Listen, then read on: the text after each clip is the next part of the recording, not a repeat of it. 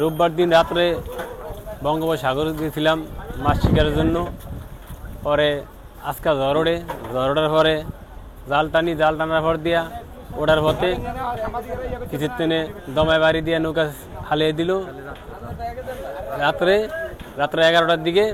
তারপরে যে কোনো ফুরকায় হোক আমরা ফুলুট অথবা কন্ডিয়ার ধরিয়া বাসন দিয়া এক সাবুদ্দিন মাঝি নামে 5 কবাটের সে আমাকে উড়াইছে। সুদিন নদীতে যায় একদিন মাছ ধরার পরে আপনার যখন বিকাল টাইমে আমরা জাল টাইমে আশা ধরার পরে আপনার বাতাস ছাড়ছে, জোরে বাতাস ছাড়াতে আপনার আমাকে বোটটি আপনার মার পড়ছে। যখন বোটটি মার পড়াতে আপনার রাত 12টার সময় ওই সময় ট্রলারটা মার পড়াতে আপনার আমরা 8 জন মানুষ ছিলাম। 8 জন মানুষের ভিতরে আপনার আমরা 7 জন আছি আর একজন আপনার নিখোঁজ, একজনকে আমরা পাই নাই। তারে আমরা মানে অনেক ডুবে অনেক চেষ্টা করছি, তার নাম মিজান।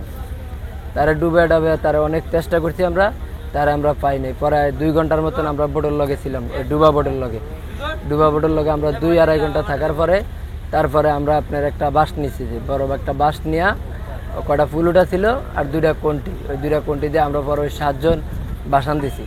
তো এই বাঁচতে আমরা মনে করেন একবারে পরে 1.5 ঘন্টার মতন ভাসছি। এই বাঁচতে পরে আমরা এক বোটের কাছে গেছি, ওই বোট আমাদেরকে উড়াইছে। ওই বোট ছিল 5 কবাটের, মাঝির নামটা আমার মনে নাই। ওই মাঝি আমাদেরকে সকালে এই ঘাটে দিয়ে গেছে। আমাদের একটি ট্রলার বঙ্গোপসাগরে মাছ ধরার জন্য পরশুকা গেছে। কালকে ঝড় হঠাৎ উঠছে, এই জন্য ও আসার পথে জাল টানার পরে আসার পথে রাত্র 11টার দিকে ওর ট্রলারটা মারি গেছে। ওর ট্রলার একজন শ্রমিক পায় না, মোহাম্মদ মিজান ওর নাম, ওকে পায় না। আমরা প্রশাসনের কাছে দাবি জানাচ্ছি যে আমাদের উদ্ধার কাজটা যেন একটু তৎপর রাখে। গতকালকে রাতে আনুমানিক 11টার দিকে আমাদের চরফ্যাশন উপজেলার সামরাজ মৎস্য ঘাটের একটি বোট তারা ঝড়ের কবলে পড়ে ডুবে গেছে।